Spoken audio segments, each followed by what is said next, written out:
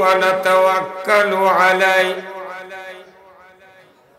ونعوذ بالله من شرور أنفسنا ومن سيئات أعمالنا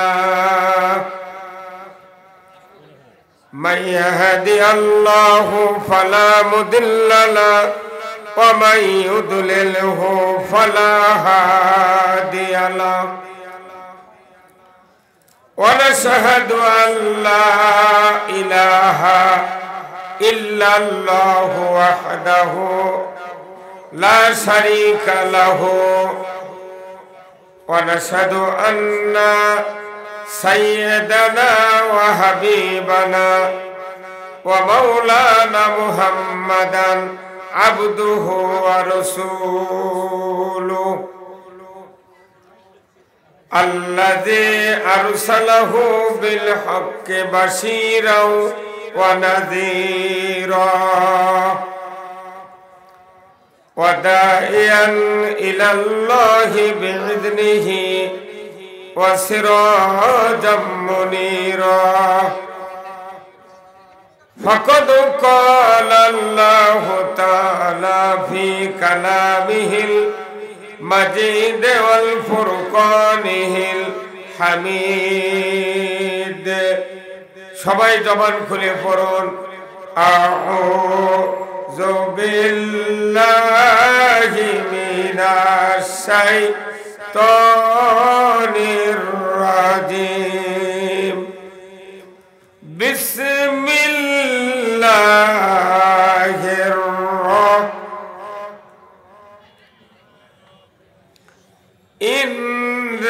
ইন্নাল্লাহা ওয়া মালাইকাতাহু ইউসাল্লুনা আলান নবী ইয়া আইয়ুহাল্লাযীনা আমানু সাল্লু আলাইহি ওয়া সাল্লিমু তাসলিমা আল্লাহুম্মা সাল্লি আলা মুহাম্মাদ ওয়া আলা আলি মুহাম্মাদ কামা সাল্লাইতা আলা ইব্রাহিম ওয়া আলা আলি ইব্রাহিম ইন্নাকা হামিদুম মাজিদ আল্লাহুম্মা বারিক আলা মুহাম্মাদ ওয়া আলা আলি মুহাম্মাদ কামা বারাকতা আলা ইব্রাহিম ওয়া আলা আলি ইব্রাহিম ইন্নাকা হামিদুম মাজিদ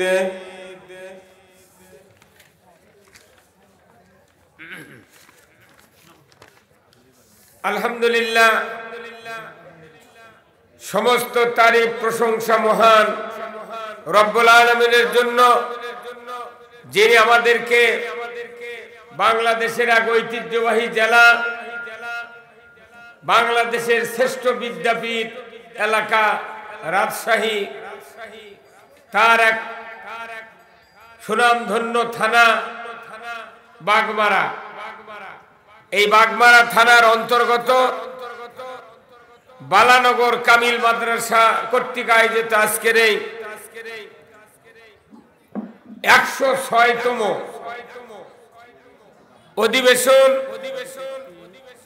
আজকের এই ইসলামী মহাসমাবেশ এই সমাবেশে বসে আল্লাহর কোরআন রসুলের হাদিস দ্বীন এবং দুনিয়া মানুষের চলার পথ তার ব্যক্তিগত জীবন পারিবারিক জীবন সামাজিক জীবন রাজনৈতিক জীবন সহ রাষ্ট্র জীবন কিভাবে চলবে এই বিভিন্ন দিক নির্দেশনা আলেম ওলামাদের মুখ থেকে শোনার জন্য যারা কোরআনের মহব্বতে হাজির হয়েছেন আর যে মুনিব আমাদেরকে হাজির হওয়ার সুযোগ করে দিয়েছেন সেই মুনিবের প্রতি আমরা পড়ি শুকরিয়া আলহামদুলিল্লাহ। এই সবাই বলে আলহামদুলিল্লাহ। মাফলার আমি কন্যাকে এটি যদি আপনারা কোরআন শুনবেন আসেন তাহলে কথা বলা লাগবে। এটি তো খালি হো হো হচ্ছে, কোনো কাজ হচ্ছে না। কথা ঠিক কিনা? আপনারা একটু সাইলেন্ট হন, যতক্ষণ কথা বলবো আমি এই কথা নিজে বোঝার পর আপনাদের বুঝাবো। আর এমনি যদি হই হই করে চলে যায় আপনাদের কিছু লাভ হবে না, আগামী দিনে কি করবো এটা বুঝতেও পারবো না। এত বড় একটা আয়োজন আপনারা হো হো করবেন, সম্ভব হবে না কোরআন বোঝার। আমি আপনাদেরকে শুকরিয়া আদায় করতে বলছি, সবাই পড়ি আলহামদুলিল্লাহ। লাখো কোটি দরুদ ও সালাম বিশ্ব মানবতার মুক্তির দিশারি জনাবে মুহাম্মদ রাসূলুল্লাহ সাল্লাল্লাহু আলাইহি সাল্লামের উপর নাযিল হোক। আজকের এই 106তম ইসলামী মহাসমাবেশে সম্মানিত সভাপতি সাহেব জনাব ডক্টর মাওলানা মোহাম্মদ আতাউর রহমান, অধ্যাপক কবি নজরুল সরকারি কলেজ ঢাকা, আল্লাহ ভাইজানকে কোরআন এবং দ্বীন বোঝা এবং বলার তৌফিক দান করুক, বলুন আমিন। আজকের মাহফিলের সহ সভাপতি অনেকগুলি জনাব ডাক্তার মোহাম্মদ আব্দুল বারী MBBS, পরিচালক ভবানীগঞ্জ ক্লিনিক সহ সকল অতিথিবৃন্দ, আল্লাহ সকলকে কোরআন বিজয়ের পক্ষে কথা বলার তৌফিক দিক ধরে বলা আমিন। আজকের মাহফিলের সম্মানিত প্রধান অতিথি গণপ্রজাতন্ত্রী বাংলাদেশ সরকারের মাননীয় সংসদ সদস্য, পুষ্পান্ন রাজশাহী 4 বাগমারা সদস্য, সড়ক পরিবহন ও সেতু মন্ত্রণালয় সম্পর্কিত সংসদীয় স্থায়ী কমিটির দায়িত্বপ্রাপ্ত ইঞ্জিনিয়ার মোহাম্মদ এনামুল হক ভাইজানকে মানুষের মনের কথা, কোরআনের কথা, সমাজের ব্যথা এইগুলি সংসদে বলার তৌফিক দান করুক, বলুন আমিন। আজকের মাহফিলের সম্মানিত আমন্ত্রিত ওলামায়ে কেরামগণ, আজকের মাহফিলের প্রধান মেহমান হযরত মাওলানা আব্দুল্লাহ আল আমিন ঢাকা, আল্লাহ ভাইজানকে সুস্থ অবস্থায় মাহফিলে পৌঁছার তৌফিক দান করুক, বলুন আমিন। হযরত মাওলানা আলমগীর হোসেন, অধ্যাপক, জামতৈল ডিগ্রি কলেজ সিরাজগঞ্জ, ভাইজানকে হায়াতে তৈয়বা দান করুক, বলুন আমিন। বিশিষ্ট কোরআন গবেষক ডক্টর মাওলানা মোহাম্মদ তোহা বিন জহুরুল ইসলাম, রাজশাহী বিশ্ববিদ্যালয়, আল্লাহ ভাইজানকে সারা বাংলাদেশে কোরআনের আওয়াজ পৌঁছানোর যোগ্যতা দান করুক, বলুন আমিন। মঞ্চে বসা সুধীবৃন্দ, স্থানীয় ওলামায়ে কেরামগণ, চেয়ারে বসা বিশেষ মেহমান বৃন্দ, সামনে বসা মুরব্বিনে কেরাম, হাজী সাহেবগণ, বিভিন্ন মসজিদের ইমাম, মুয়াজ্জিন, মুক্তাদি সহ বিভিন্ন রাজনৈতিক দলের নেতৃবৃন্দ, যুবক ভাইরা, প্রাইমারি, মাদ্রাসা, হাই স্কুল, কলেজ, বিশ্ববিদ্যালয়ের শিক্ষক মহোদয়গণ, ছাত্র ভাইরা, পর্দার অন্তরালে হাজারো মা বোনেরা, কচি কাচারা এবং আজকের এই মাহফিলের প্রচার মিডিয়ার সম্মানিত মাইকালা এবং ভিডিও ম্যান ভাইরা, সবার প্রতি আমার সালাম, আসসালামু আলাইকুম ওয়া রাহমাতুল্লাহি ওয়া বারাকাতুহু। কেমন আছেন আপনারা? আছি ভাই, আলহামদুলিল্লাহ। রাত্রি প্রায় 12:30 নাকি 12:34। আপনাদের যে ভাব মনে হচ্ছে এইমাত্র সূর্য অস্তমিত হলো, আমি আপনাদেরকে সংক্ষেপে কথা বলবো।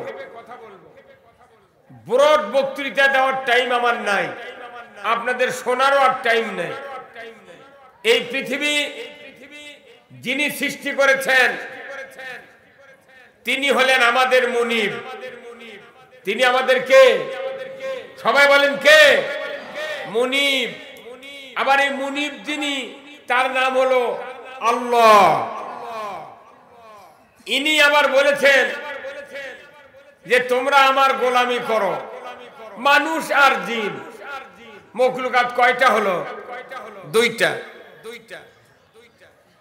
দুইটা মখলুকাতকে আল্লাহ তার গোলামি করার জন্য বলেছেন। সমস্ত মখলুকাত বান্দার গোলামি করবে, আর বান্দা করবে কার গোলামি? আল্লাহ। যদি কেউ গোলামি করে, আল্লাহ তাআলা বলছেন ফাদখুলি ফি ইবাদি ওয়াদখুলি জান্নাতি, ওই ব্যক্তি জান্নাতে যাবে। জোরে করে আল্লাহু আকবার। তাহলে ইবাদতটা কি? ইবাদতটা কি, গোলামি কি, এটা যদি আমি বুঝতে না পারি আমার জীবন ব্যথা। কথা ঠিক কিনা ভাই বলেন? সবাই শিক্ষিত লোক, মেইন টার্গেট হলো আল্লাহর গোলামি করতে হবে। এখন গোলাম আবার দুই প্রকার। ধরে কোন কয় প্রকার? দুই প্রকার। এক নম্বর গোলাম তারা যারা আল্লাহর আইন মানে। কথা বললেন না? আল্লাহর আইন যারা মানে তারা আল্লাহর গোলাম। কথার সাথে কি সন্দেহ আছে? যারা আল্লাহর আইন মানে তারা আল্লাহর গোলাম, আর যারা মানুষের আইন মানে তারা মানুষের গোলাম। এখন আমরা কার গোলামি করব বলেন তো? কারা কারা করবেন হাত তোলেন তো দেখি। দেখি তোলেন, হ্যাঁ তোলেন।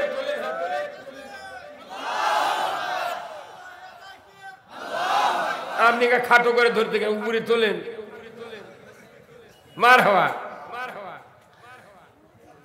তাহলে গোলামি আগে বুঝতে হবে, একটা আল্লাহর গোলাম, একটা মানুষের গোলাম। যারা নমরুদের অনুসারী ছিল তারা কোন নমরুদের গোলাম। কথা কোন না? যারা ফেরাউনের অনুসারী ছিল তারা ফেরাউনের গোলাম। যারা আবু জেহেলের অনুসারী ছিল তারা আবু জেহেলের গোলাম। আর যারা নবীদের অনুসরণকারী ছিলেন তারা হলেন আল্লাহর গোলাম। এখন আপনার আমার খুব চিন্তার বিষয় যে আমি কার গোলাম করতেছি, কার গোলামি করতেছি। গোলামি যদি আল্লাহর হয় আপনার দুনিয়াতে শান্তি হবে, আখিরাতে মুক্তি হবে, মৃত্যুর পর আপনাকে আল্লাহ জান্নাত দিয়ে দেবে। জোরে করে আল্লাহু আকবার। আর যদি মানুষের গোলামি করি, নবীও যদি জানাজা করে ওর জাহান্নাম মিস নেই। হ্যাঁ ঠিক। তাহলে এখন আপনারা সবাই শিক্ষিত লোক, আমার এই ছোট্ট জ্ঞানের অবজারে আমি দেখতেছি তাম পৃথিবীর মানুষগুলি আমরা সবাই আল্লাহর গোলামি ছেড়ে দিয়েছি। আমরা যদি আল্লাহর গোলামি করি তাহলে আমাদের সমাজে সুদ চলতে পারে না, বেপরদা চলতে পারে না, চুরি চলতে পারে না, জেনা চলতে পারে না, দুর্নীতি চলতে পারে না, আমার দেশে মহিলার বল খেলা চলতে পারে না। আমরা আল্লাহর গোলাম, কিন্তু দেখা যায় আল্লাহ বিরোধী সকল কার্যক্রম এই পৃথিবীর জমিনে চলছে। কথা ঠিক কিনা? তাহলে আমরা কেমন করে আল্লাহর গোলাম হলাম? ওই মসজিদে আযান হচ্ছে, তারাবি হচ্ছে, মাথায় টুপি, মাথায় পাগড়ি, হজ হচ্ছে, সব হচ্ছে, এইগুলি আল্লাহ দেখতে চান না। আল্লাহ দেখতে চান আমার বান্দা আমার আইন মানলো কিনা।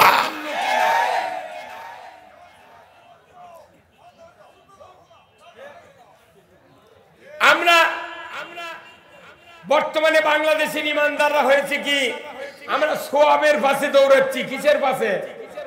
সোয়াব। সোয়াব কি? সোয়াব পাগড়ি পরে নামাজ পড়লে 27 গুণ সোয়াব। কতক্ষণ? একবার যদি সুবহানাল্লাহ পাঠ করি, রসুল ঠিকই বলেছেন যে আসমান জমিনের ফাঁকা জায়গা ভরে যায়, কিন্তু আসল ইমানদার যদি একবার সুবহানাল্লাহ পড়ি, আসমান জমিন সোয়াবে ভরে যাবে। কিন্তু ডুপ্লিকেট ইমানদার যদি সুবহানাল্লাহ পড়ি, হ্যাঁ, এখন ইমানদার আবার লোকাল আর অরিজিনাল। লোকাল ইমানদার কাকে বলে, অরিজিনাল ইমানদার কাকে বলে, কোরআন সেটা বর্ণনা করে দিয়েছেন। কথা ঠিক কিনা? আল্লাহ বলছেন, আমরা কি অরিজিনাল ইমানদার হতে চাই? তাহলে আসুন, ইমান হলো 2-3 প্রকার। একটা জেনারেল ইমান, একটা অরিজিনাল ইমান, একটা লোকাল ইমান। কতক্ষণ? আল্লাহ তাআলা বলছেন জেনারেল ইমান, কেউ যদি খালি ইমান আনতে চায় তাহলে তাকে একটা শর্ত পূরণ করতে হবে। কি শর্ত? ফামাইয়াকফুরু বিত-তাগুত ওয়া ইউমিন বিল্লাহ। এটা হচ্ছে জেনারেল ইমান। আল্লাহ খালি বলছেন তোমরা ইমান আনো। কখন? যখন তাগুতকে তুমি অবিশ্বাস করবে তখন তুমি ইমান আনো। ধরে বল ঠিক কিনা? এখন আবার প্রশ্ন, তাগুত কাকে বলে? তাগুত যদি না চিনি আমি ইমান আনতে পারবো না। তাগুত কাকে বলে? তাগুত হলো আল্লাহর গোলামি বাদ দিয়া যারা নিজেদের গোলামি করার জন্য উদ্বুদ্ধ করে, আইন করে, এইগুলি হচ্ছে তাগুত। ধরে বল ঠিক কিনা? কিন্তু আমি ওয়াদা দিয়েছি, আল্লাহ তুমি আমার রব, তোমার গোলামি করব, তোমার আইন না মানলে গোলাম হওয়া যায় না।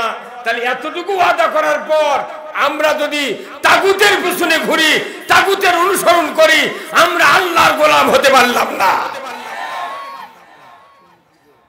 তাহলে আমরা যদি ঈমান আনতে চাই তাহলে আগে তাগুতকে অস্বীকার করতে হবে। মানুষের তৈরি করা আইনটাই হলো তাগুতি আইন। যদি বল ঠিক কিনা? এখানে যত মানুষ আছেন আমি আপনাদেরকে বলতে চাই, ঈমান আনলাম, এই ঈমানকে অরিজিনাল ঈমান, অরিজিনাল ঈমান যদি আমি তৈরি করতে চাই তাহলে আমাকে একটা কাজ করতে হবে। কি কাজ? আল্লাযীনা আমানু ইউকাতিলুনা ফি সাবিলিল্লাহ ওয়াল্লাযীনা কাফারু ইউকাতিলুনা ফি সাবিলিত তাগুত। এখানে অরিজিনাল আর লোকাল ঈমানের বর্ণনা দেওয়া আছে। অরিজিনাল ঈমান কারা? যারা ঈমান আনার পর সংগ্রাম করবে আল্লাহর পথে, আল্লাহর বিধান, আল্লাহর আইন, আল্লাহর সমাজ ব্যবস্থা পৃথিবীতে বিজয় করার দ্বারা চেষ্টা করবে, এনারা হলো অরিজিনাল ঈমানদার। জোরে কোন আল্লাহু আকবার। আর লোকাল কারা? যারা তাগুতকে ভালোবেসে তাগুতের আইন কানুন কায়েমের চেষ্টা করবে, এরা হচ্ছে লোকাল ঈমানদার। এই ঈমান বেশি দিন লাস্টিং করে না। আপনারা জানেন মেশিনে যদি লোকাল লাইনার দেন, পিস্টন ঠিকই আছে, লাইনার কাটতে কাটতে একবারে গ্যাপ বড় হয়ে গেছে। কি কথা কন না? লাইনার পিস্টন ভালো, লোকাল লাইনার যদি দেন কোনদিন মেশিন বেশি দিন লোড নিতে পারবে না। আমাদের অবস্থা হয়ে গেছে তাই যে আমরা লোকাল ঈমানদারের সংখ্যা বেশি হওয়ার কারণে আজকে পৃথিবীতে লোকাল ঈমানদারের কাছে সুদ ভালো লাগে, চুরি ভালো লাগে, জেনা ভালো লাগে, অন্যায় ভালো লাগে, মহিলার বলকালা ভালো লাগে, লটারি ভালো লাগে। জোরে বল ঠিক কিনা? আর অরিজিনাল ঈমানদারের কাছে নামাজ কায়েম ভালো লাগে না, সুদ হারাম ভালো লাগে না, পর্দা ফরজ ভালো লাগে না, যাকাত চালু হোক ভালো লাগে না, আল্লাহর আইন দিয়ে পৃথিবী চলুক ভালো লাগে না। এখন আসুন আমরা একটি কথা বলতে চাই, সেটা হলো কি, পৃথিবীতে নামাজ কায়েমের কথা আমরা অনেকে আযান দিয়ে বলি মসজিদে আল্লাহু আকবার, প্রতিদিন আযান হচ্ছে, প্রতি বছরে একটা করে মসজিদে 1825 বার আযান হচ্ছে, কিন্তু দেখা যায় মসজিদে প্রতি ওয়াক্তে ওই মহল্লার যতগুলি দশক থেকে বৃদ্ধ সুস্থ পর্যন্ত মানুষ আছে তার 2 আনা লোক মসজিদে আমরা হাজির হই না। তাহলে নামাজ যদি কায়েম করতে চাই তাহলে আমাকে বক্তৃতা দিয়ে নামাজ কায়েম হবে না, হাত পাও ধরে নামাজ কায়েম হবে না, নামাজ কায়েম করতে হবে আল্লাহর আইন কায়েমের মাধ্যমে। ধরে বলো ঠিক কিনা? ভাই কি হতে ভাই আপনারা এরকম করেন কেন?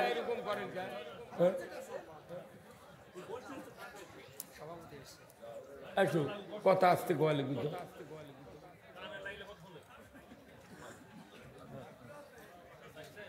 এলে ডিস্টার্ব করলে তো ওয়াজ করা যায় না, বুঝতে পারেন না?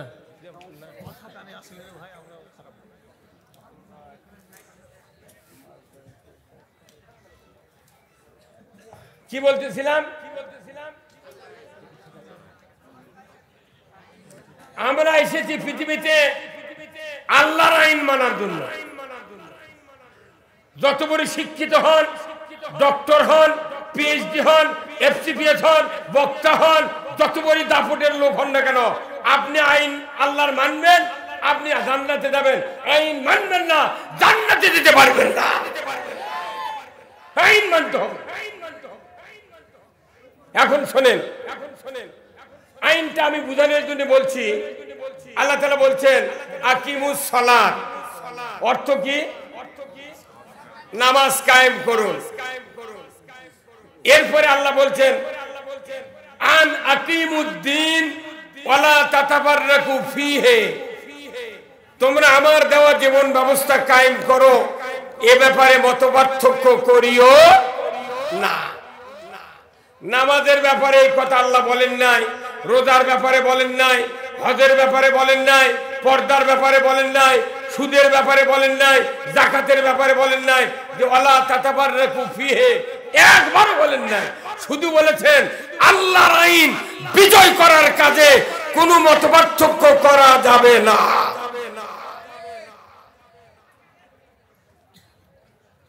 একটার নামাজ 1:30টায় পড়েন, 1:30টার নামাজ 3টায় পড়েন, কোনো টেনশন নাই। কিন্তু আন আকিমুদ্দিন, নামাজ কায়েম করতে হবে, দিন কায়েম করতে হবে। আকিমুস সালাত, নামাজ কায়েম করতে হবে। নামাজ কায়েমের জন্য মসজিদে আমরা মুয়াজ্জিন, একবার মুকাররার মুয়াজ্জিন রাখি। ধরে বল ঠিক কিনা? এই মুয়াজ্জিন যখন মসজিদে আযান দেয়, ওই মহল্লার কোন লোক কি মুয়াজ্জিনের উপর টর্চারিং শুরু করে? ধরে বলেন, কোন লোক কি বলে এই বেটা তোমাকে এত আযান দিতে কে বলেছেন, বন্ধ করো ভাই? কেউ বলে? কেন বলে না? বরঞ্চ বেতন দেয়, বাড়ি করে দেয়, তার ভরণ পোষণ দেয়, আপনি আযান দেন, ইনকারেজ দেয়, পাঞ্চিং করে দেয়, আপনি আযান দেন, আযান দেন। 2-1 মিনিট যদি একটু কম বাড়া হয়, মোতাল্লি সহ কমিটির লোকেরা চাপ দেয়, এই মিয়া তোমাকে বেতন দেওয়া হচ্ছে, 10 মিনিট পরে আযান দিলে গা কথা কর। এটা হচ্ছে দিন নামাজ কায়েমের আযান। তাহলে নামাজ কায়েম করতে যদি আযান দেওয়া লাগে, আল্লাহর আইন কায়েমের জন্য আযান দেওয়ার দরকার আছে না নাই? হ্যাঁ, দরকার আছে না নাই? আযান কি আল্লাহর দিন কায়েমের আযান ওই নামাজের আযানের মতো না।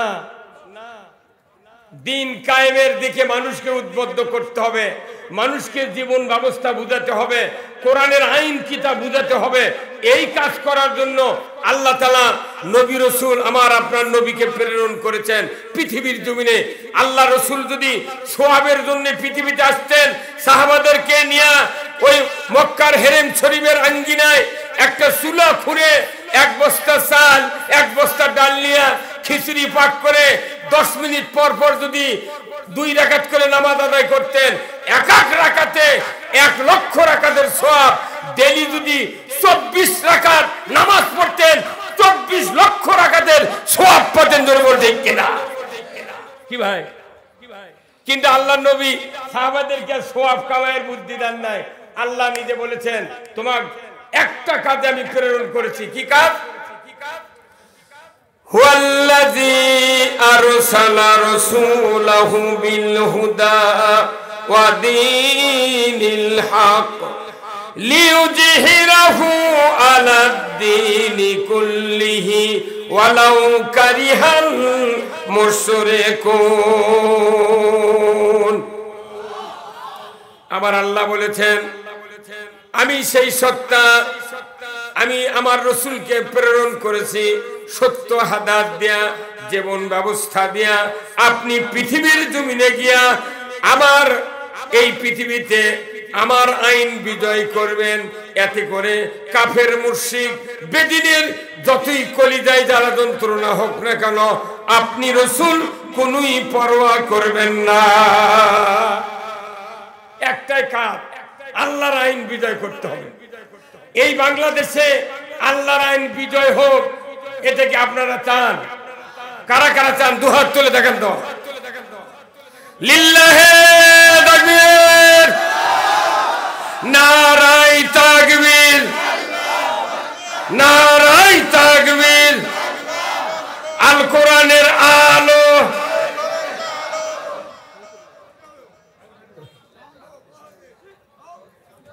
আল কোরআনের আলো। এটা কি হচ্ছে সমস্যা?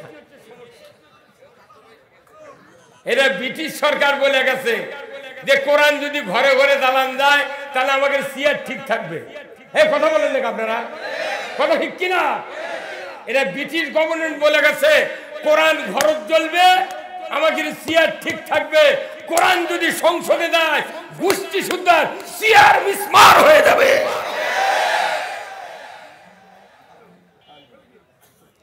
কোরআন, আমি আপনাদেরকে বলবো যে 12 আনা লোক কোরআন ঘরে ঘরে দালো বললেন, আপনাদের একটা হিসাব দিই। বাংলাদেশের সবচেয়ে কওমি মাদ্রাসা, বড় বিদ্যাপীঠ চট্টগ্রাম হাটহাজারীতে।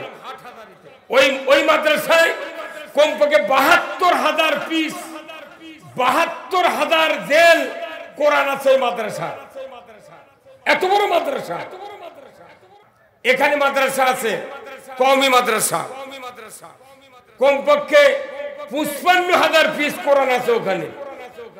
আমাদের বগুড়ার জামিল মাদ্রাসা, এখানে কমপক্ষে 22,000 পিস কোরআন আছে। এই বাংলাদেশে মাদ্রাসা আছে 90,000। 3টা মাদ্রাসার আপনাদেরকে সুমারি দিলাম। তাহলে 90,000 মাদ্রাসা কত হাজার কপি কোরআন আছে একটু চিন্তা করেন। এরপরে বাংলাদেশে 68,000 গ্রাম আছে। একটা করে গ্রামে যদি 100 বাড়ি থাকে, 4টা যদি ছেলে থাকে, একটা যদি মা থাকে, তাহলে ওই বাড়িতে 5টা কোরআন আছে। কয়টা কোরআন? 5টা। তাহলে এক বাড়ি যদি 5টা কোরআন থাকে, তাহলে 100 বাড়িতে কত কোরআন? হ্যাঁ, 500। বাংলাদেশে পীর আছে 20,000। কাদরিয়া, চিশতিয়া, নকশবন্দিয়া, মোজাদ্দেদ, আহমদিয়া, আটরশি, জাকির পাটি, হুখাদা, লালন শাহ, রসুলপুর, চরমোনাই, হ্যাঁ আছে না নাই? 20,000 পীরের বাড়ি 20,000 কোরআন শরীফ আছে। আর এই 20,000 পীরের 3 কোটি জাকের আছে, 3 কোটি কোরআন আছে তাদের বাড়ি বাড়ি। তবলিগ জামাতের লোক আছে 1 কোটি 4 লাখ। এদের বাড়ি কোরআন যদিও না থাকে, ফাজাইলে আমল আছে।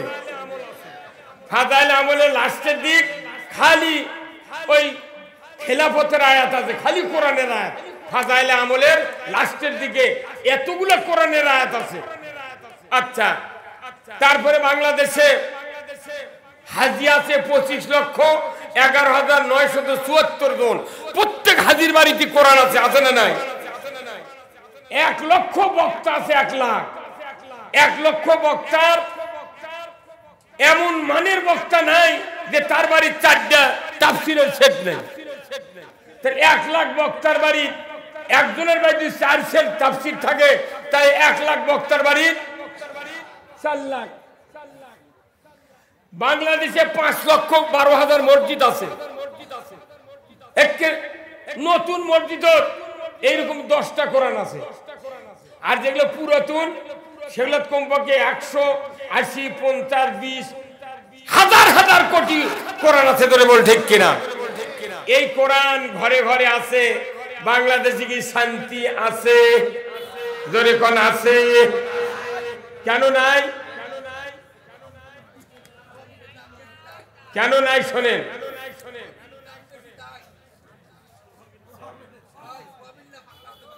কে কয় রে সোমেলে পাগল নাকি মাথা? ওই ব্রেনটা কোরআন বোঝা যাবে না। এটা আলু 2 প্রকার, একটা হলো বটপাগড়ি, একটা রুমানা। রুমানা আলুর কালার দেখলে মনে হচ্ছে কেবলই জাপানের থেকে আলু, কিন্তু যদি ঘাঁটি করা হয়, ভর্তা বানানো হয়, আঙ্গুলের ফাঁক দিয়া 60 কিলো বেগে দৌড় মারে।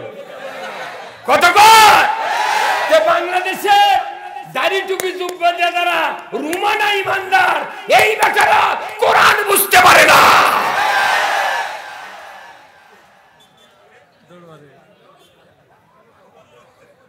আমি আছি আপনাদেরকে চ্যানেল খুলে বৃত্তি পাবো। আমি যতক্ষণ বক্তৃতা দিব আপনারা কোরআনের পক্ষ নিয়ে বসেন। যে কথা বলবো একবারে চান্স পাবেন জান্নাতে। আমি ওই গাঁজাখুরি বক্তৃতা দিবার আসিনি, অরিজিনাল কথা। অরিজিনাল যদি অরিজিনাল কথা আমি না বলি, কিয়ামতের দিন জিহ্বা আমার আগুনের কেসি দেখাতে দিবি। আমি কাউর মুখের দিক তাকে কোরআন বলবো না, আমি কোরআন বলবো আল্লাহর হুকুমের দিক তাকিয়ে। সব সাইলেন্ট হয়ে আছেন আলহামদুলিল্লাহ। এতক্ষণ তো খুব হো হো চলল। বক্তা কি করছে সে নিজেই বোঝে না, মানুষ কি বুঝাবি? কতক্ষণ 10 মিনিট কথা বলেন কোরআনের, কিন্তু জনগণকে বুঝাতে হবে। বলতেছিলাম আল্লাহ তাআলা নবীকে প্রেরণ করলেন ইসলাম বিজয় করার জন্য। ধরে কোন আলহামদুলিল্লাহ। ইসলাম কার দেওয়া জীবন ব্যবস্থা? আল্লাহ। আহা, আল্লাহ কোরআনে বলছেন ইন্নাদ-দীনা ইনদাল্লাহিল ইসলাম। নিশ্চয় ইসলাম নামক জীবন ব্যবস্থা আমি আল্লাহ আমার কাছে সবচেয়ে প্রিয়। ইসলাম নামক জীবন ব্যবস্থা কার কাছে প্রিয়? যখন কার কাছে? আল্লাহর কাছে যে জীবন ব্যবস্থা প্রিয়, বান্দার কাছে এখনো ইসলাম নামক জীবন ব্যবস্থা প্রিয় হয় না। বাংলাদেশের মানুষের কাছে এখনো ইসলাম প্রিয় হয় নাই, কথা ঠিক কিনা? অথচ মাথার টুপি, মুখের দাড়ি, হাজি গামছা, হজ, জেকের আজকার, পাঞ্জাবি, সুরত দেখলে মনে হচ্ছে কি রে জিবরাইল। কিন্তু ইসলাম ভালো লাগে না। তাই কি হচ্ছে এখন শোনেন।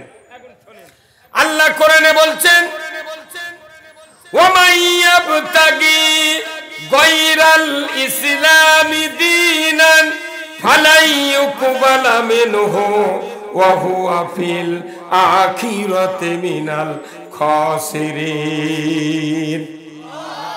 আমার আল্লাহ বলেছেন দুনিয়ার বান্দা বান্দীরা, তোমরা যদি ইসলাম নামক জীবন ব্যবস্থা পরিত্যাগ করে বাদ দিয়ে অন্য কোন জীবন ব্যবস্থা তুমি গ্রহণ করো, আমি রব্বুল আলামিন বলে দিচ্ছি তোমাদের মাঝ থেকে কোনই ইবাদত আমি আল্লাহ কবুল করব না। কি হুজুর? হ্যাঁ, ইসলাম ছাড়া অন্য কোন জীবন ব্যবস্থা গ্রহণ করলাম, পৃথিবীতে অনেকগুলি জীবন ব্যবস্থা আছে, আছে না নাই? যাই ক্ষমতা যায় তারই জীবন ব্যবস্থা চালাই, ধরে বল ঠিক কিনা? আচ্ছা, এখানে যদি আমি নৌকার ক্যানভাস করি, যারা নৌকার পার্টি করার খুশি হবে না? কি কথা রে বক্তা, হ্যাঁ কি সুন্দর করছি কত কোনাকা। আমি যদি ধানের শীষের ক্যানভাস করি, বিএনপির কবি সেই বক্তা রে।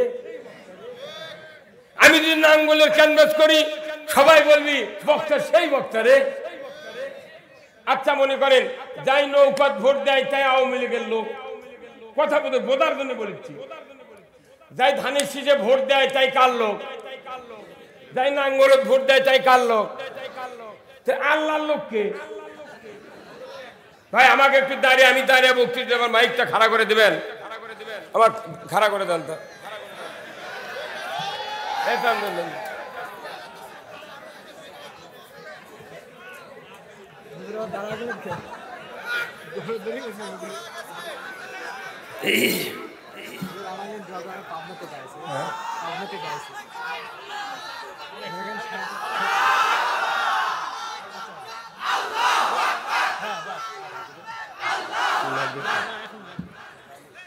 আলহামদুলিল্লাহ, কিছু কিছু জনগণের কষ্ট হচ্ছে, আমার দেখতে পাচ্ছে না, আবার আমার কথা বলতে অসুবিধা। আমি তো মানুষের মনের খবর কিছুটা হলেও জানি। কি আপনাদের অসুবিধা আছে? আলহামদুলিল্লাহ। শোনেন, তাহলে এই তিন দলের লোক দেখলাম, তাহলে আল্লাহর লোক কে সেরকম? তো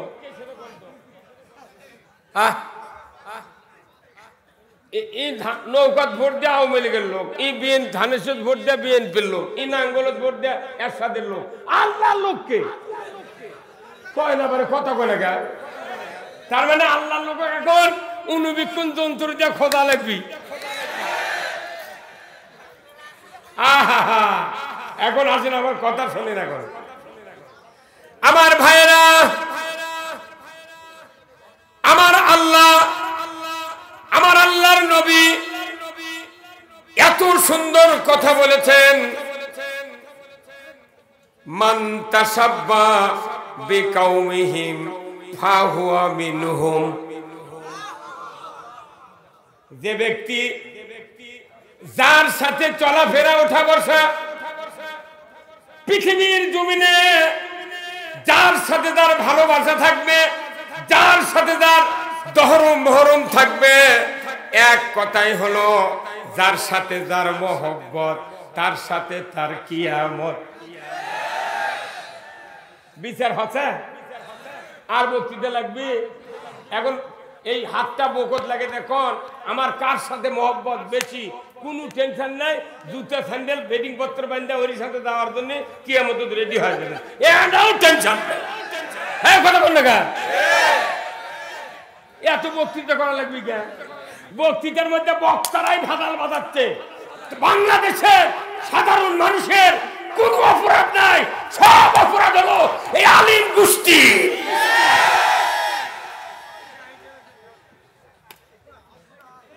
তাহলে যার সাথে তার মহব্বত, তার সাথে তার কিয়ামত।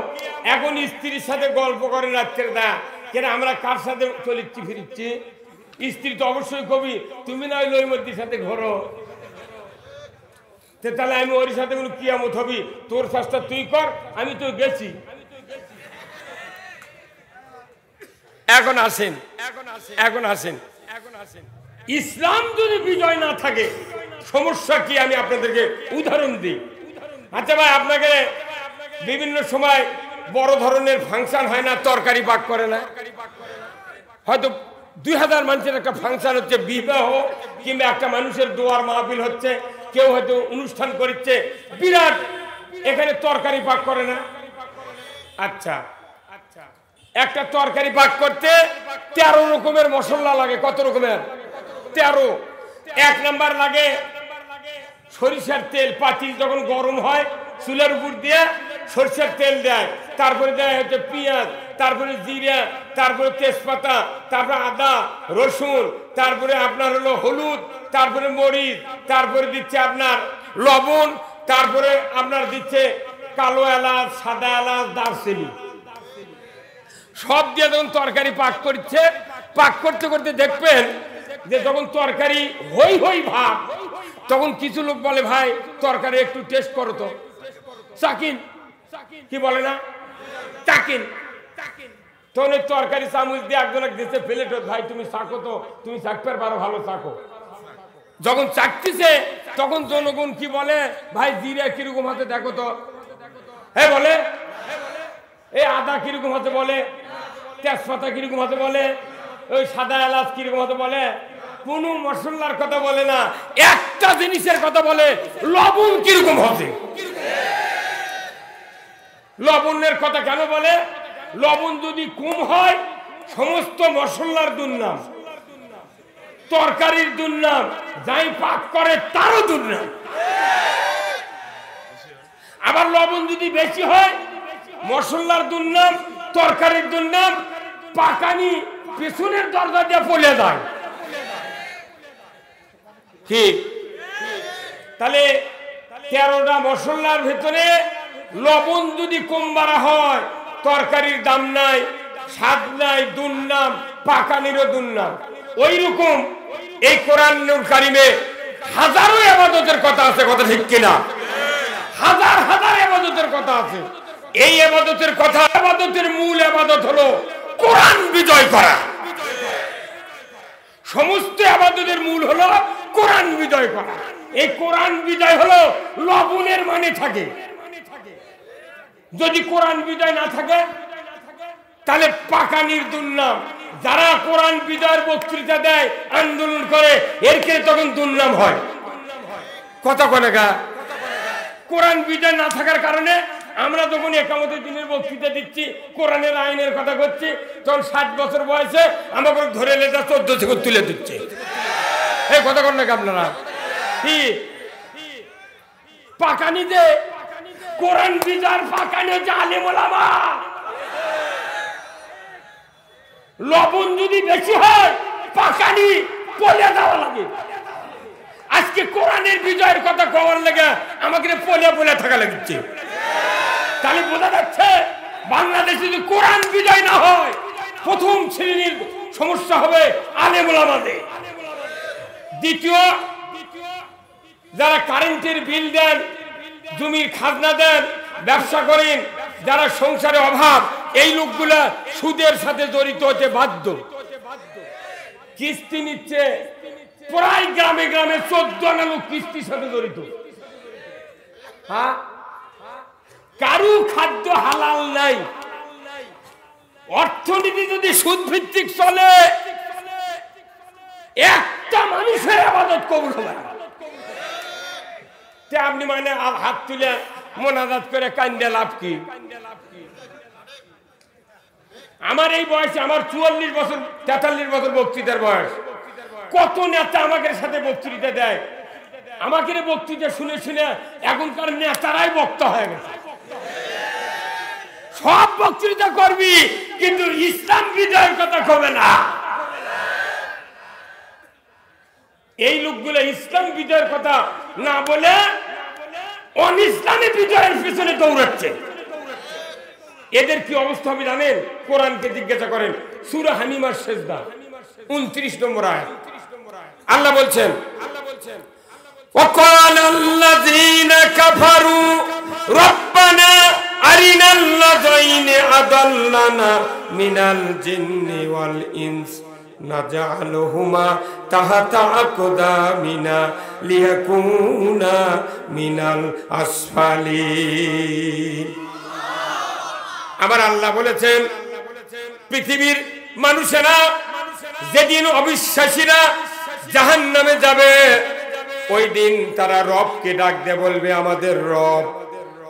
যারা মানুষের ভেতর থেকে নেতৃত্ব দেয়া, জিনের ভেতর থেকে নেতৃত্ব দেয়া আমাদেরকে আল্লাহ রসুলের বিরুদ্ধে লাগায় দিয়েছিল।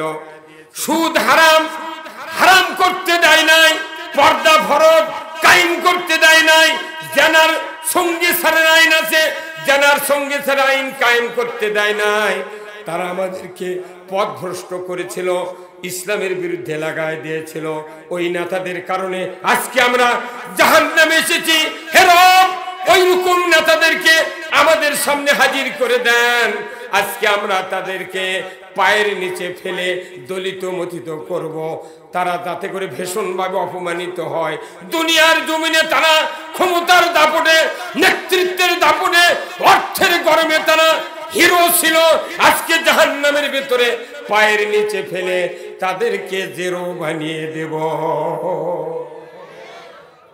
দুনিয়াতে আছে হিরো, ভয়ের সাথে আমরা কিছু কথা কবার পারি না। এই কথা কোন টাকা? আমার এইবার সভা শুরু আছে আগস্টের 19 তারিখ থেকে। কত নেতা আছে আমাদের কাছে বক্তৃতা দেয়, ভোটও চায় আমাদের কাছে। আমরা বসে আছি, ভোট চাচ্ছি, ওরা ভোট চাবি আর আমাকে কোরআনের কথা কবারই দিবে না। কথা কয়, আবার কয় কি কয়, হুজুর দেখে শুনে কথা কবেন। কি দেখা লাগবে রে? তাহলে আমার থেকে আপনি তো বেশি জানেন, কথা ঠিক কিনা? তাহলে আপনি পেছনে কোরআন নিয়ে বসেন, আপনি কয়া দেন, আমি শুনবো, সেটা বলবো। পাশে থেকে দিকে উইয়ার নাই, সাহস কি রে? পায়খানা করে ঢিলে নেওয়া মুস্তাহাব। গরমের সময় প্রথম ঢাল কোন দিক, শীতের সময় প্রথম ঢাল কোন দিক, এই মশলাই জানে না। ওই আলিমুর কাছে কয় দেখে শুনে কথা বলে। আর জনগণ লোককে থাকে আর ভয়। আগামীতে যদি আমরা বাংলাদেশের সব ভোটার যদি বলি, আগামী দিনে উলঙ্গ এমপি চাই। কি এমপি? উলঙ্গ এমপি মানে ন্যাংটা, ন্যাংটা এমপি জনগণ চাচ্ছে। দরকার হলে হাজিও যদি ভোটার দাঁড়ায়, ওই উলঙ্গ হয়ে আসতে বাধ্য। জনগণ হলো ক্ষমতার সবচেয়ে অধিকারী জনগণ, কিন্তু জনগণ লাইয়ের ঝোর হয়ে গেছে। এখন আমরা তো ইসলাম বুঝি না, আমরা তো আমাদের বুঝান হচ্ছে না। মসজিদের ইমামরা আমাদেরকে ইসলাম বুঝাতে ব্যর্থ হয়েছে। সাধারণ মানুষের কোনো দোষ নেই, কোনো দোষ নেই যে সুদে করে টাকা নিচ্ছে। আহা, একটা করে গ্রামে 14 আনা লোক সুদের কিস্তি, আর ইমাম সাহেব মসজিদের যা নামাজ পড়তে শুক্রবারে আল্লাহু আকবার। কিন্তু ওই কোনোদিন পেছনে তাকে দেখলো না কিস্তি কার কার আছে, সিসি লোন কার কারে আছে, সুদ কে দেয়, সুদে করে তাকে কে খাটায়, জীবনে দেখে না। এই ইমামতি বাদ দিয়ে ওটা ভিক্ষা করে খাওয়া ভালো। কত কোন টাকা? শাক ভাত খাবো না, গোস্ত খা, স্বামীর কথা শুনবো না, ভাঙ্গা করে থাকবো না, ঝড় বাদল মানবো না, কিস্তি দেওয়া বন্ধ করবো না, যায় আন থাকিতে সাহেবের ডিউটি কোনদিন অমান্য করবো না। এই কিস্তি চালাচ্ছে বাংলাদেশে 4-5টা গ্রুপ। এই যে ডক্টর ইউনূস, ডক্টর মানে ডক্টরের ডিগ্রি আলালো, তাই বাংলাদেশের কয়েক কোটি লোক জাহান্নামত পাঠিয়ে দিচ্ছে সুদে করে টাকা দিয়ে। তাকে আবার নোবেল পুরস্কার দিচ্ছে। কত কয়েক কোটি লোক জাহান্নামত টিকিট কাটে পাঠিয়ে দিচ্ছে, তাকে দিচ্ছে নোবেল পুরস্কার। আর একজন মানুষ কোরআনের বক্তৃতা দিয়ে সুদের থেকে বাঁচাবার যাচ্ছে, চুরির থেকে বাঁচাবার যাচ্ছে, জেলের থেকে বাঁচাবার যাচ্ছে। 60 বছর বক্তৃতার পর 14 শিকড় 12 বছর হলে আটকে আছে। তুমি বললেন কিনা?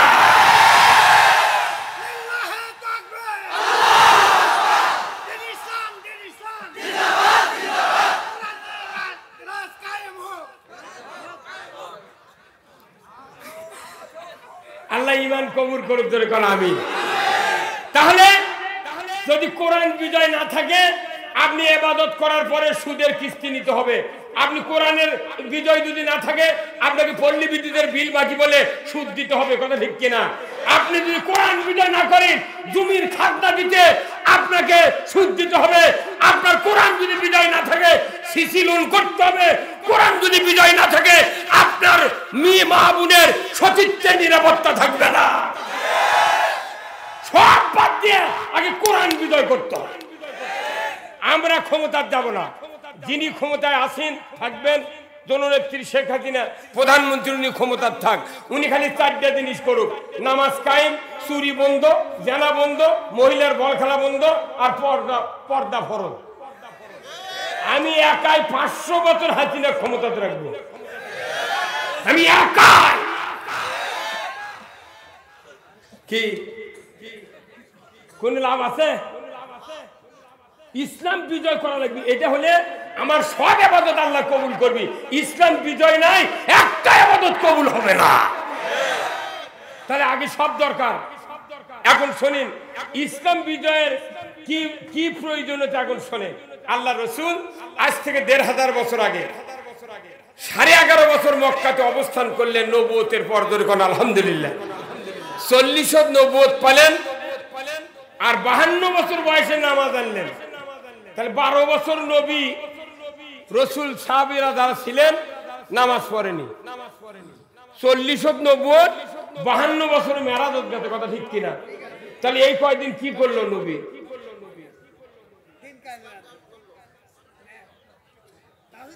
আচ্ছা, জমি যদি হাল বয় আপনি মাটি যদি কমপ্লিট না করেন, আলু লাগান যাবি, জমি লাগান যাবি। তে আল্লাহ রসুল নবুয়ত পাওয়ার পর এই 40 থেকে 52 বছর পর্যন্ত এই মক্কা মদিনার জমিন পরিষ্কার করেছেন। ধরে বল ঠিক কিনা? তারপরে মেরাজত গেছে 52 বছর বয়সে, মানে নবুয়তের 12 বছর পর মেরাজত গেছেন। কিন্তু এই নবুয়তের 12 বছর পর মেরাজত যাওয়ার আগে 11.5 বছর যখন নবীর নবুয়তের বয়স, তখন কালেমার দাওয়াত দিয়ে যারা ঈমান আনলেন তাদের উপর অত্যাচার, নির্যাতন, নিষ্পেষণ, মারামারি, হানাহানি, কাটাকাটি সব শুরু হলো। তার অস্থির। উনি একদিন নিজের বাড়ির থেকে বেরিয়ে কারু কাছে দেখা করার সুযোগ নাই। উনি মন খারাপ করে কাবা শরীফের মাথাতে গিয়ে কম্বল বগলের নিচে দিয়ে কাজ হয়ে জনহীন অবস্থায় একা একা আরাম ফরমাচ্ছেন। হঠাৎ করে ওই জায়গায় হযরতে খাব্বাব রাদিয়াল্লাহু তাআলা আনহু রাসূলের সামনে হাজির। জোরে করে আল্লাহু আকবার। আমার ভাইয়েরা, আল্লাহ রাসূলের সামনে হাজির হযরতে খাব্বাব রাদিয়াল্লাহু তাআলা আনহু রাসূলের সামনে হাজির হয়ে বললেন, আসসালামু আলাইকা ইয়া রাসূলুল্লাহ, ইয়া হাবিবাল্লাহ, হুজুর মাতা নাসরুল্লাহ, আল্লাহর সাহায্য কবে আসবে? হুজুর, আমরা ঈমান এনেছি, কিন্তু মক্কার কাফেরের অত্যাচার, নির্যাতনে আমাদের এত সহ্য করতে হচ্ছে ইয়া রাসূলুল্লাহ, আমাদের জীবনের অকুলান ধরে গেছে। হুজুর, আপনি কি আল্লাহর দরবারে দোয়া করবেন না?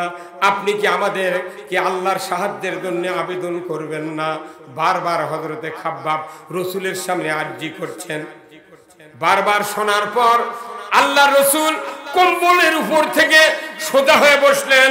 আল্লাহর রাসূল বললেন, খাব্বাব, তুমি এত তাড়াহুড়া করছো কেন? আমাদের পূর্বে যত নবী রাসূল দ্বীনের দায়রা আল্লাহর তাওহীদের কালিমার দাওয়াত দিয়েছিলেন, তাদেরকে কাউকে করদ দিয়ে দ্বিখণ্ডিত করা হয়েছে, কাউকে আগুনের কুণ্ডুতে ফেলিয়ে দেওয়া হয়েছে, কাউকে লোহার চিরুনি দিয়ে শরীর থেকে গোশতগুলি হাড্ডির থেকে পৃথক করে দেওয়া হয়েছে, কাউকে উত্তপ্ত তেলের ভেতরে ছেড়ে দেওয়া হয়েছে। শোনরে খাব্বাব, এত অত্যাচার নির্যাতনের পরেও আল্লাহর ওই দ্বীনের দায়ীদেরকে দিনের পথ থেকে এক চুল পরিমাণ সরতে হয় নাই, তারা সরে নাই। তবে শোনরে খাব্বাব, সেদিন বেশি দূরে নয়, যেদিন সানআ থেকে হাজরামউত পর্যন্ত একজন ষোড়শী যুবতী সোনার অলংকার পরিহিত অবস্থায় যৌবনের লাবণ্যতা নিয়া রাতের অন্ধকারে একা একা চলবে, ব্যবসায়ীরা তার অর্থ সোনা দানা নিয়ে চলবে, বণিকেরা চলবে, কাউরো ছিনতাইয়ের ভয় থাকবে না, চুরির ভয় থাকবে না, ডাকাতের ভয় থাকবে না, ধর্ষণের ভয় থাকবে না, শুধু ভয় থাকবে লা ইয়াখাফু ইল্লাল্লাহ। আল্লাহু আকবার। আল্লাহর ভয় ছাড়া কাউরো ভয় থাকবে না। সেদিন বেশি দূরে নয় রে খাব্বাব। ও খাব্বাব, তুমি চিন্তা করো না, সেদিন বেশি দূরে নয়। সানা থেকে হাজরামউত পর্যন্ত একা একা যুবক যুবতী চলবে, কোনো ভয় থাকবে না। এই কথা তখন রসুল খাব্বাব রাদিয়াল্লাহু আনহুকে বললেন। খাব্বাব রাদিয়াল্লাহু আনহু একটু মুচকি হাসিতে বললেন, আলহামদুলিল্লাহ, হতে পারে সামনের দিন আমাদের জন্য ভালোর কথা, ঠিক কিনা? এইবার আল্লাহর নবী কতটুকু কথা বললেন, যার সময় সামান্য। আল্লাহর নবীর এই কথা আরশের মালিক আল্লাহ শুনলেন, জোরে বলেন ঠিক কিনা? আল্লাহর সাথে সাথে বললেন, ও জিবরাইল, আমার হাবিবের কাছে যাও। সাহাবীরা নির্যাতন অত্যাচার অতিষ্ঠ হয়ে গেছে, তাদের সহ্যের বাঁধ ভেঙে গিয়েছে। আমার নবীর কাছে দরখাস্ত করছেন, ও জিবরাইল, তাড়াতাড়ি করে চলে যাও, সূরা বনী ইসরাইলের একটা আয়াত আমার হাবিবের কাছে বলতে পারো তাড়াতাড়ি করে, আর আমার হাবিব যেন নিজের মুখ দিয়া ওই আয়াতটা আমাকে শোনায় দেয়। আমি শোনার সাথে সাথে রসুলের ওই দোয়াটা কবুল করব। আমার ভাইয়েরা, সূরা বনী ইসরাইল, আল্লাহ রাব্বুল আলামিন জিবরাইলকে বললেন, জিবরাইল যাও, আমার হাবিবের কাছে শোনায় দিয়ে আসো। ওয়াকুর রব্বি আদখিলনি মুদখালা সিদকিন ওয়াখরাজনি মুখরাজা সিদকিন ওয়াজআলনি মিন লাদুনকা সুলতানান নাসীরা। সাহাবাদের কষ্টের কথা শুনলেন কে? আল্লাহ শুনলেন। সাহাবাদের নির্যাতনের কথা শোনার মাত্রই আল্লাহ ভালো করে বুঝেন যে এই অবসান ঘটবে কোন পদ্ধতিতে। ওই দিন আল্লাহ তাআলা রসুলের উপর আয়াত নাযিল করে দিয়ে বললেন, হে রসুল, আপনি আমার কাছে একটু আবেদন করুন। আবেদনটা কি? হে আমার রব, আমাকে সত্যবাদীদের দলভুক্ত করুন, সত্যপন্থীদের সাথে আমার সাথে সংযোগ দিয়ে দেন। আপনি একটা ইসলামী রাষ্ট্র দেয়া আমাকে সাহায্য করুন, নয় অন্য একটা ইসলামী রাষ্ট্র দেয়া আমাকে সাহায্য করুন। আল্লাহ ভালো করে জানেন, রাষ্ট্র শক্তি যদি কোরআনের পক্ষে না হয়, জেল জুলুমের অবসান ঘটতে পারে না। এই কথা কোন জায়গায়? আল্লাহ কি আমাকে কি বেশি জানে না?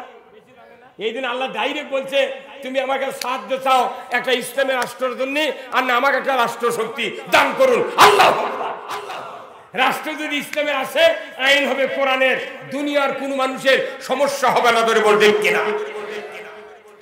আল্লাহ রসুল তখন 11.5 বছর বয়স, নবুয়তের মক্কাতে। হিজরতের তখন আনাগোনা শুরু হচ্ছে।